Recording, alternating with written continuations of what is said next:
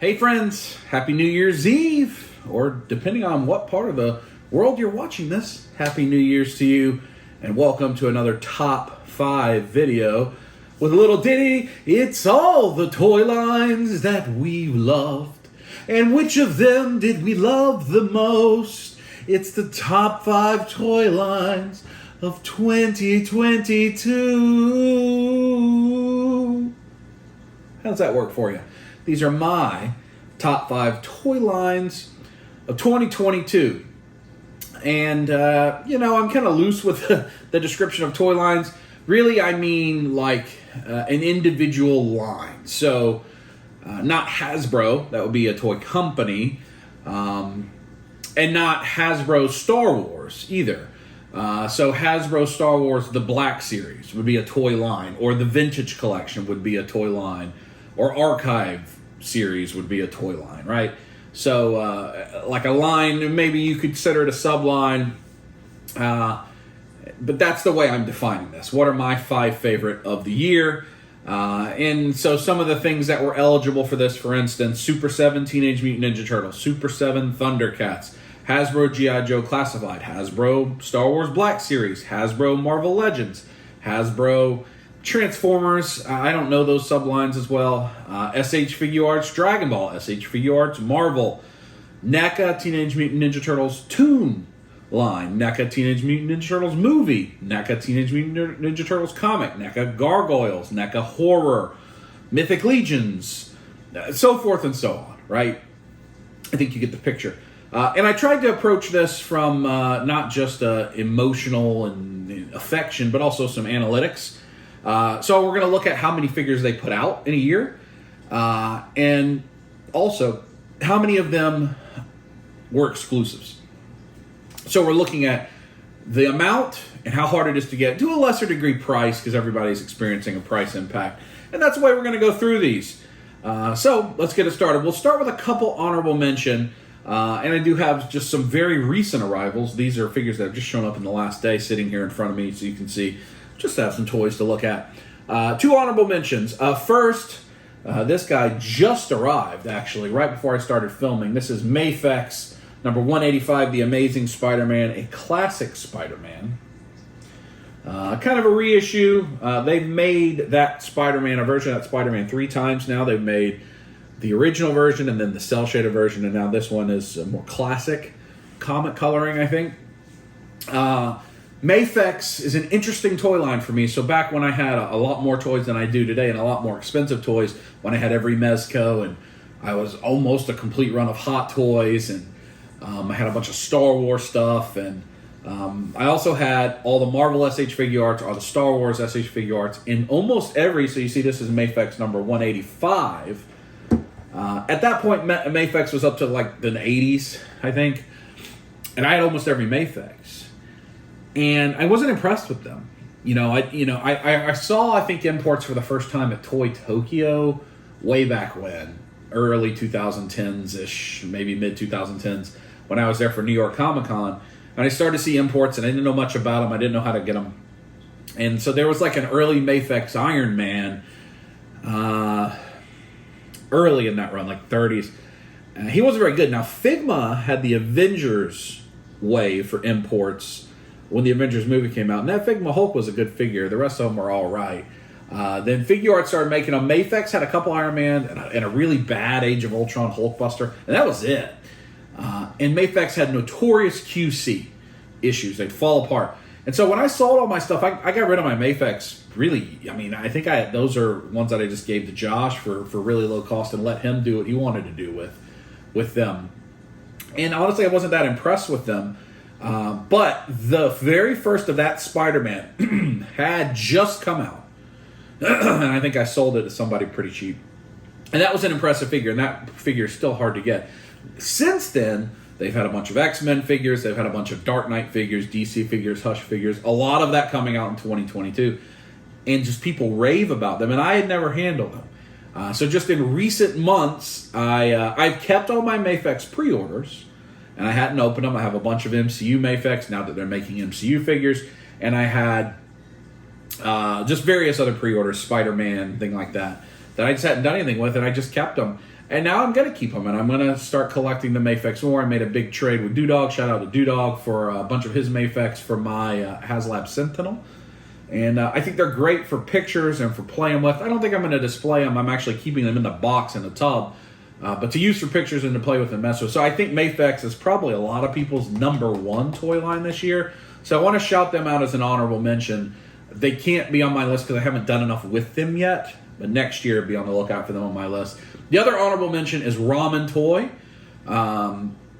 They have made 2 officially licensed products, the Quicksilver and the Monstar from Silverhawks. I thank them. They sent me the Monstar to celebrate Natalie and I being engaged. That figure's tremendous. And I think they're a toy company to look out for. They call them the 80s Commanders. They're Centurion figures. I like them. I know some people didn't like the head sculpts and the sizing. They've got more of those coming out. They have the villains from that show coming out. They're also making Mask, like not Mask Jim Carrey, but like the 80s Mask Crusaders, fighting overtime, fighting crime. That one? With like the vehicles that convert and shoot out things. They're making some of those. I think they look great. And that Monstar license figure is tremendous. And they beat Super7 to the punch by over a year now, it seems like it's going to be. So Ramen Toy, I want to shout out. That's a figure line to pay attention to in the future, a figure company. So those are my 2 honorable mentions to get us started. All right, let's go to number 5 on the list. And if I'm completely transparent, I had this listed as the #1 toy line until I did all the analytics. Emotionally, I wanted to say it was my favorite toy line of the year. But the reality is they have some issues that we need to talk about. And that is the number 5 from Hasbro, G.I. Joe Classified. Now let's look at the numbers for the Hasbro G.I. Joe Classified line. They had 24 figures that came out, 24 releases in 2022. That composed 28 figures and 1 vehicle. 28 figures and 1 vehicle, the vehicle being Serpentor's Air Chariot.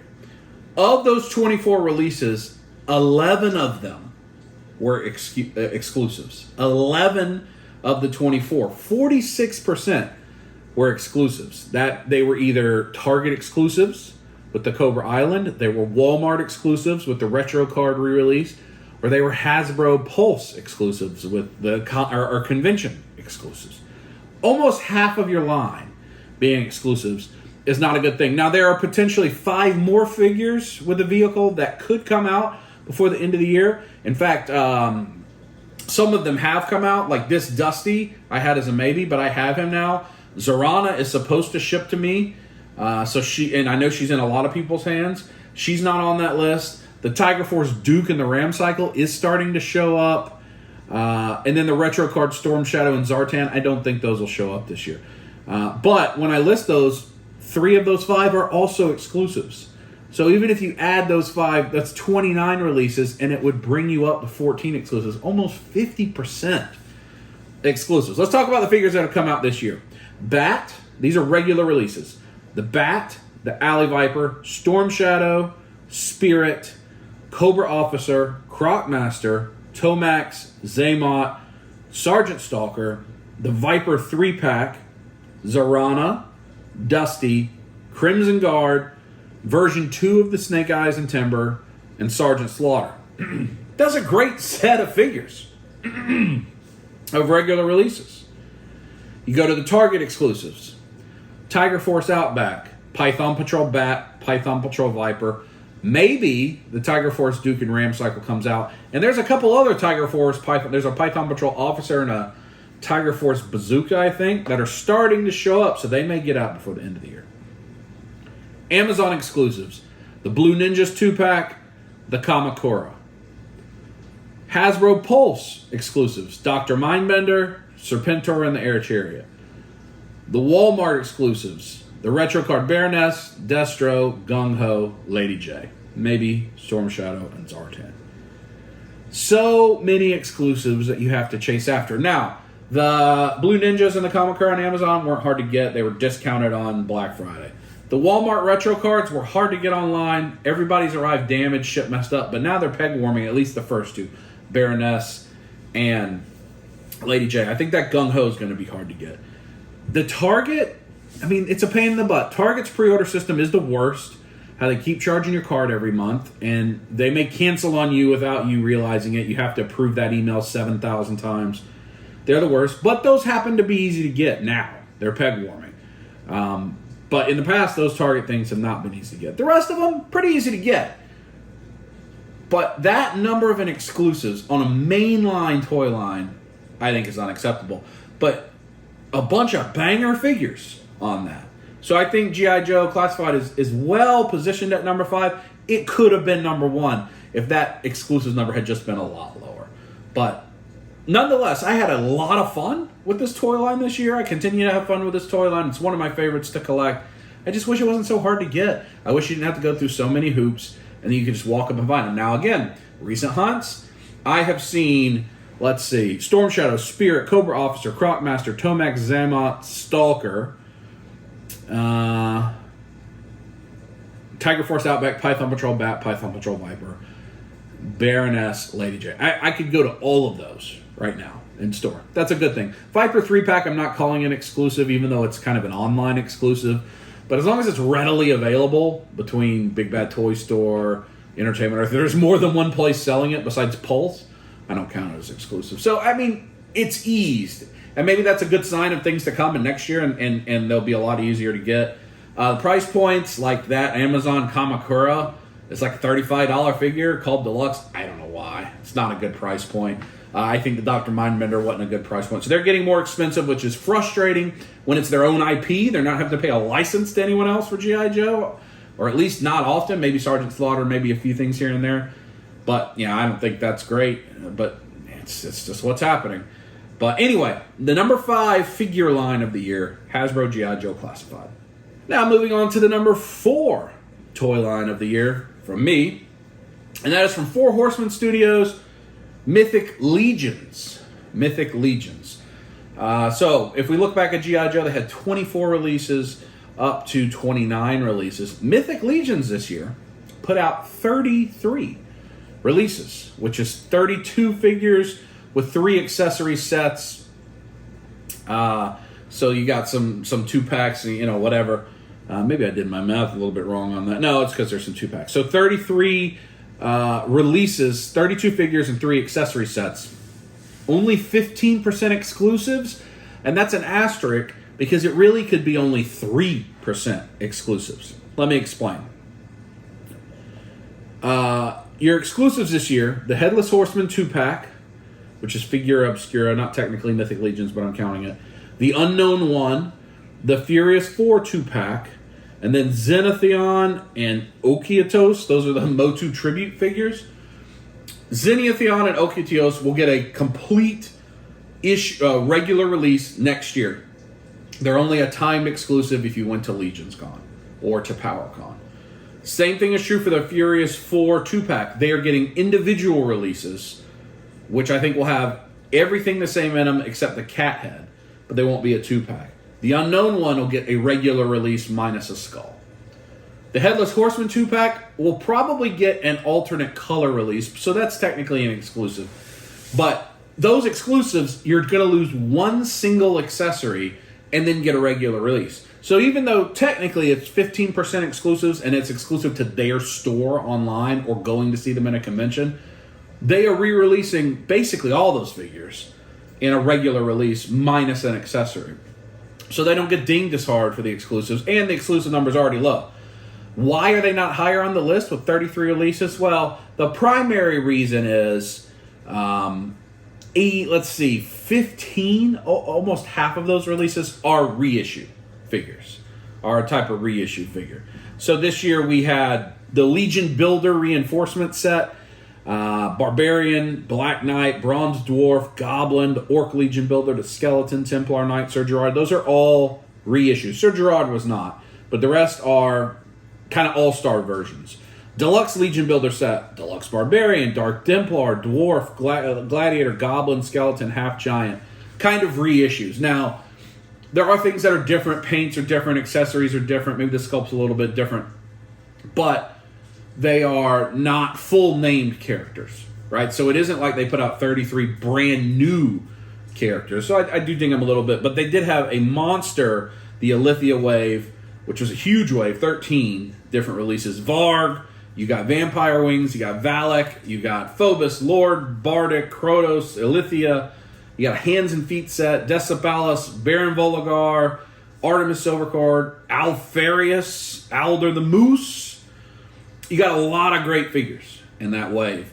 And I think next year, what's going to happen, then the exclusives already mentioned, what's going to happen next year is you're going to see it flip the other way, because you're going to get probably one All-Stars wave, but then you're going to get, I think, potentially 2 or 3 brand new waves. So you're going to get the Poxus wave probably. You might get the Cosmic Legions first wave. There's the new Troll wave coming. And you may get some Legion builders there too. But I just bring them down just a touch for the Legion builders. And so many of the figures being released this year being that type of generic. Don't bark at those dogs. They want to ruin every video. You don't have to participate just because they're bad dogs. You don't have to participate. You can be a good doggy. Yeah. Good doggy. So, and so I say I list them only number 4 because I appreciate what they did. I appreciate the way they handle exclusives. I don't love that the best way to get good... One moment. That's all right, dude. Yeah. Rufus is the number 1. Aren't you? You're the number 1 pickup of the year, buddy. Yeah. So, what I would say is I don't love that the way to get the best pricing is to pay in full and they sit on your money. They don't sit on it. They use it for production, but for a year and a half, I'm kind of over all that, with any company having to do that. But they put out some great product, and I think next year they're going to move up the list as well because they'll have less of the kind of buildery things and more of the unique figures. So, Mythic Legions comes in at number 4. Moving on to number 3, and we're going to move into NECA, and specifically the NECA TMNT comic line. The NECA TMNT comic line. Look at the numbers for this line. They have 11 releases, 4 exclusives. 36% exclusives. Not great. And I tell you what, they were really close to being higher on the list, if not for the Auto T debacle. So let's look at the figures, the 11 releases. You got the Archie Slash, you got Utrom, Fugitoid, Red Renette, the Unarmored Last Ronin, the Armored Last Ronin, Casey Jones. You've got the Loot Crate Claw Shredder. I'm pretty sure that was this year. With Loot Crate, who knows? That's been such a fiasco. But then you got the Auto T Blue Renette, the Auto T Black and White Shredder, the Auto T Black and White Foot Soldier. This line probably would have been number 1, if not for the Auto T, just unnecessary situation. The figures they're putting out are great. All the others are easy to get. I don't even mind the Loot Crate one, though. I hope with all of my heart that NECA is done doing Loot Crate turtle stuff. It has been just an utter fiasco. I think we're waiting 2 years now that they've had our money, and I still haven't got the Armagon crate. And I know some people haven't got any of their crates, so I have sympathy for that. You know, NECA just seems so insistent to put their stuff in hard-to-get places instead of just making it available so you can have it, so you can enjoy your toys. I don't understand why NECA chooses to do business that way, but that is the way they choose to do business. But this line is great and is growing and is a line that needed to grow, and I think is going to continue to grow next year. It feels like the cartoon line's slowing down. The movie line has to be slowing down. I think the video game line is on pause, so the comic line is where they really should focus. I don't know that it sells as well as the others, but it looks great. And there's a lot of comic turtle fans like myself that have been waiting for some of this stuff to come out for many years. But again, the Auto T mess. And if you're not familiar, hopefully this is dead on arrival when it happened, but they launched this thing and you go to Walmart and you buy a little code and then you redeem your code and you see, did you get a regular figure or a signed figure, and do you want NECA to keep it in the Auto T vault or ship it to you? There's plenty of videos, Auto Space T, you can find it. It's dumb. And again, I'm not including in the exclusive counts the signed figures, which would make this worse because you'd have the signed Fugitoid, which I think was exclusive to Target, the signed Auto T 3 figures. So that would bring it up to 15 releases and 8 exclusives that go over 50% on exclusives. And so they really are hurt by this, but the quality was great. And the other ones are really easy to get. And really only, I have all the exclusives, you know.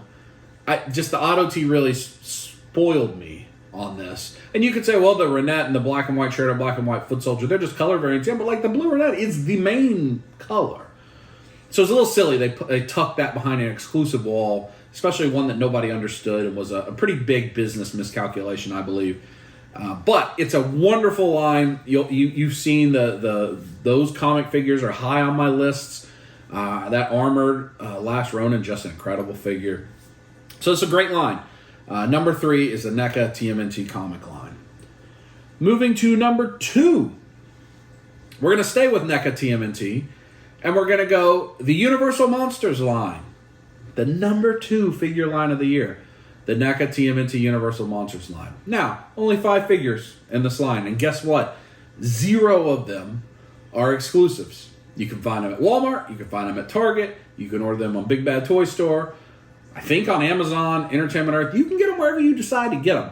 Pretty easy to find. You got April as the Bride of Frankenstein. I'm not including the signature one. In this calculations, I'm not including those signature ones. Leo is the Hunchback, Mikey is the Mummy, Raphael is Frankenstein, Splinter is Van Helsing. You've got Donnie as the Invisible Man coming out. You got Casey as the Phantom of the Opera coming out. I'm assuming they'll do a Shredder. Maybe that'll be the end of the line. But I'm not sure that any line has been more impressive to anybody that's picked them up. Only 5 figures in this line so far. But all easy to get and all great. Now, April is the Bride of Frankenstein, Splinter is Van Helsing. They're less great. But the 3 turtles are awesome. They've got to be doing all sorts of unique sculpt work for this. Head sculpts are great. That Leo is the Hunchback, and he's got a storage shell. The Mikey is the Mummy, has all kind of crazy stuff going on. I'd be interested if they're reusing sculpts from the Universal Monsters and Turtles and mishmashing them, or if this is entirely a unique sculpt. I'd be curious about that. But it's really a great line. It's fun. It looks good on your shelf. It's niche, certainly. For those of us that are Playmates kids, you know, the Universal Monsters Playmate figures we remember, even though they're changing them up for this. But it's really a fun line, and you could get them, which is really important. Really easy to get. Now, before we go to number 1, let's talk further about NECA. If we look across their properties for NECA Teenage Mutant Ninja Turtles, 37 releases, right? So when I'm saying a release, I'm saying a 2-pack is a single release, but it has 2 figures. A 4-pack, a single release, but it has 4 figures, right? 37 releases. Across those 37 releases, 55 figures and 2 accessory sets. 55 figures and 2 accessory sets. That goes across Universal Monsters line, video game line as long as Armagon comes, the comic line, the movie line, and the cartoon line. Here's the thing about NECA TMNT. 37 releases. However, you've got, let's see, what's my number? 25, 26, 26 exclusives. A 68% exclusive rate. That makes collecting NECA TMNT frustrating. For the cartoon line, 14 releases, all 14 are exclusives. They are all exclusive to Target, Loot Crate, or the NECA store, or San Diego Comic-Con. For the movie line, 7 releases, all exclusive. Loot Crate, Walmart, or the NECA store. We talked about comic, we talked about the Universal Monsters, the video game, the only one that came out, exclusive to Loot Crate. 68% exclusives. As much as I love that line, and I understand there's an element of this that it's some sort of weird licensing thing. I don't understand why you're allowed to sell it at Target, but not allowed to sell it at Big Bad Toy Store. You know, I would love one day to see the contract language between NECA and Nickelodeon, or if Playmates is sub-licensing it, or whoever is providing NECA with the TMNT license. I would love to see that contract one day, to see why it has been the way it has been. The cartoon line will not be the number 1 list. Lots of great figures. The Holothon 4-back, Glow-in-the-Dark Muckman, Dirtbag, Ground Chuck, Neutrinos, Rock Soldier. A lot of good figures that came out. A lot of figures I enjoyed. The movie was primarily Secret of the Ooze. You had the Casey and April Farm 2-pack. Movie line has slowed down pretty considerably. I don't know who else they have to make after they make Kino. But the comic one is the one that's hit the afterburner, and the cartoon. The cartoon is at the bottom of the barrel of figures to make. But this line, I'd like to do a retrospective of it. And let me know if anybody's interested in me doing any sort of retrospective discussions on toy lines that I've collected, or, and trying to look at them from a business approach. I think the TMNT license, when it moved from you could only get Playmate stuff and then con-exclusive NECA stuff to everybody on Earth is making Ninja Turtles, between Best Action and Funko, and you've got Mezco's going to make them, and you've got Super7, and you've got NECA, and who knows, maybe Mafex will make them, Revoltech, I don't know. I'd be really interested to learn and do a deep dive onto that. So let me know if that's something you're interested in. But NECA as a whole with Ninja Turtles, 68% exclusives, just makes it frustrating. When you have a part come broken or wrong, you never know if you're going to be able to get a replacement. It just knocks it down the list, as much as I love that line. So they're number 3, number 2. It's not bad, but it could have been higher. Let's move to our number 1 toy line of the year for me. Shouldn't be a surprise to anybody. Again, G.I. Joe was sitting in this line until I saw the number of exclusives. But the number 1 this year for me, from Super7, the Teenage Mutant Ninja Turtle license. So the Super7 Turtles line had 16 releases in 2022. Actually, 17 releases. And, no, that's right, 16 releases with 3 exclusives. Only a 19% exclusive rate. And those exclusives were at Entertainment Earth, Glow-in-the-Dark Mutagen Man, which you can get very easily, very cheap right now. New York Comic Con had the Glow-in-the-Dark Muckman and Joe Eyeball, and then the Raphael in Disguise was the Big Bad Toy Store exclusive. They do also have the Glow-in-the-Dark Foot Soldier and the Glow-in-the-Dark Turtles that aren't fully out this year, so they'll probably count for next year. But you had, I think, 3 regular waves release. Is that right? Yeah, 3 regular waves. So you had Wave 4, Casey Jones, Donatello, Mondo Gecko, Muckman, and Joe Eyeball. You had Wave 5, Krang, Leatherhead, Sewer Samurai, Leo, Ray Fillet. Wave 6, Ace Duck, Sewer Surfer Mike, Scratch, Slash, and the Mousers. So you got a lot of Turtles this year, and I think that's the way that Super7 would like it to be, where there's a wave every 3 months, where you're getting between 3 and 4 waves in a year, kind of a figure a month on average would be their goal. And they hit that this year, and it made it fun. Now, a lot of them came all at once. Wave 5 and Wave 6 and several of the exclusives came all at once at the end of the year. But I think maybe now that they're caught up, maybe it'll be, each quarter a new set arrives and a new set goes up for pre-order. Now, I've heard a lot of rumblings with this line. Are they going to be able to keep going? Do they have to change away from some of the Playmates-inspired stuff? You're seeing some minor differences and some brand new, like the Gorilla, as opposed to Sergeant Bananas, like some completely different, some turns. So I'm interested to see, again, with this license, it's like I talked about with NECA.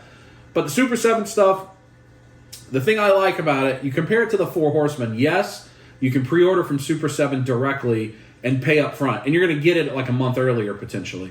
But the price on Big Bad Toy Store is the same price. Entertainment Earth is the same price, and you don't have to pay up front. So you don't get punished if you don't want to front $300-$400, like you do with the Horsemen. And maybe that's because the Horsemen are a little bit smaller and they need the money to fund the tooling. I doubt that. I'm not sure. But, I would like it if the Horsemen would do that, but that's not their business model. But Super7 gives you the same price regardless of where you pre-order it from. And I do enjoy that, so you don't have to front it. This line, they doesn't hold their value well. Recent waves, 5 and 6, you can get on clearance pretty cheap almost immediately. And they're worth it. I've had a lot of fun with this line. It continues to be my favorite thing that I collect. But I am worried about it. I am worried that in future waves, specifically Wave 8 and 9, the most 2 recent waves that have gone pre-order, the retailers are going to order far less than they have been ordering because they haven't been selling. They've had to blow them out on clearance. And so the supply is going to be way less than it once was. So I'm going to continue to pre-order it. I'm not going to play the clearance game with this line because I love it, because I'm worried that there will be no extras that basically companies will fill their pre-orders and that's it. They don't want any sitting on their stock. And I think that's probably true for a lot of lines that are pre-order only, is companies aren't going to be ordering the surplus anymore because they've had to eat a lot of these costs. So I think that's something to watch out for as it progresses. But this is my favorite toy line of the year, the Super7 Teenage Mutant Ninja Turtles. I've enjoyed it. I'm looking forward to the future waves. They're really all these lines I love, you know. And I didn't talk about Marvel Legends much, but I enjoy collecting the MCU Marvel Legends with Kaya and the symbiotes. You know, I got the Scorpion specifically for this Mafex figure, because I'm not sure that Mafex is going to make the villains like this. So I want to have somebody for him to fight in these pictures. G.I. Joe line I love. It's super nostalgia. Mythic Legions, Sword and Sorcery, Lord of the Rings type stuff. My favorite fandom, so I love getting these, messing around with them. I want to get into customizing, pop and swap, do a little more of that. You know, the Ninja Turtle stuff is just obviously, you know, one of my very favorite things. And I've had a lot of fun collecting, you know, honing down, looking at the collection differently, not trying to display everything, collect stuff to play with, to take pictures of, and then to store away and not have to have permanently on display. It's made it a little more fun. I still need to focus even more. I need to get rid of more, and I need to focus just really on what is it that I want to do in my collection, which I think all of we do. Is, you know, it's a New Year's Eve, and we go into New Year's collecting goals. What are your New Year's collecting goals? I still want to trim it down. Prices are getting more expensive. You know, if I'm going to have to pay $25 for this, but I can get this for $65 if I buy it from Ami Ami, this is a lot better figure than this. If this guy becomes 27, 28, it gets pretty rough. And the exchange rate is positive for us in America right now, so this actually gets lower and lower. It gets pretty hard. It gets pretty hard to make up your mind what you want to do. But I encourage you to explore your collecting goals. Share what your favorite toy lines are of the year down below. I know probably Marvel Legends is a lot of people's favorite toy line. Mezco, I didn't talk about at all. I didn't pick up a Mezco this year. I do still have the G.I. Joe Mezco on pre-order, but Lord knows when they're going to come. I did have Mezco come in, but I sold them or traded them. I did not, you know, Dragon Ball Figure Arts was a fun line this year, but a lot of re-releases or minor, you know, skin changes, armor changes, not a lot of brand new characters. The first form Cell figure I liked a lot, the Cell Shell. Next year looks like a strong year for Dragon Ball, though. I think there's a lot of good stuff coming. There was a little bit of Frieza Force at the beginning of the year, but it wasn't the strongest year for that line. But they're getting into some new bodies, like some 3.0 bodies that are going to make the figures really nice next year. I think a big part of it was the Superhero, where kind of re-release in updated articulation and slightly updated deco, and that was a bunch of the figures this year for Dragon Ball Figure Arts, so it didn't make its way onto this list. Let me think, what else did I buy? 6-scale stuff. Asmus put out a bunch of good stuff, but not enough to make the list. 3-0 the same. 3-0 is a company that's sneaking up my list as well. They make a lot of good stuff I like. I have fun. I hope you've had fun collecting toys this year, and I hope you've enjoyed. I think this is the final of all my top 5s, top 10s for the year. I think this is the last one, if I remember right, that I was going to record for you, so I hope you enjoyed exploring that. Let me know what you'd like to see me do top 5 videos of, across anything. Let me see. I've got some ideas written down, things that I'm thinking about doing in the future, or things that other people have asked for. Top 5 toys that I'd like to be made. Top 5 toy lines I'd like to have happen. Top 5 Toy Biz inspired Marvel Legends I haven't made yet. Top 5 overproduced figures. Top 5 underproduced figures. Top 5 reasons to stop a line. Top 5 reasons to stop collecting. Top 5 favorite pop culture characters. Top 5 challenges we've ever done. That was a request from Seth. Top 5 online toy stores. Top 5 toy lines ever. What are some top 5s you'd like to see me do? Because I like to do more of these type of videos. I'm going to be doing less Walmarts and Targets. But I think there's a lot of content that I can produce. But I want to do something you're interested in. So let me know in the comments the type of top videos you'd like to see. And I hope you have a great New Year's Eve. Please be safe tonight. Don't do anything silly. Don't do anything on New Year's Eve that will ruin your entire new year. A lot of people make choices that really impact them tonight. So be safe, be secure, don't drink and drive, and stay where you're at and enjoy fun time with your loved ones. And have a happy new year. I will talk to you next year. Squeeze it.